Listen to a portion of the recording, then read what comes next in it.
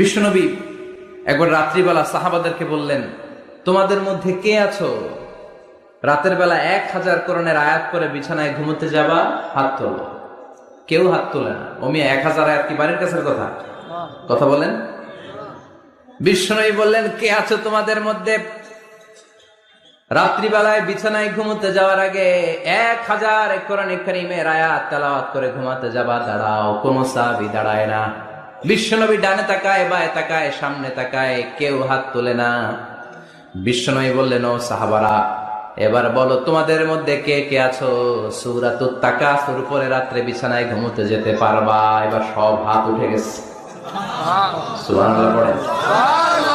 বিশ্বনবী বললেন, তোমাদের মধ্যে যদি কেউ রাত্রিবেলা একবার সূরাতুত তাকাসুর তেলাওয়াত করে বিছানায় ঘুমোতে যাও, আমল নামায় 1000 আয়াত তেলাওয়াতের সওয়াব দিয়ে দিবে কে?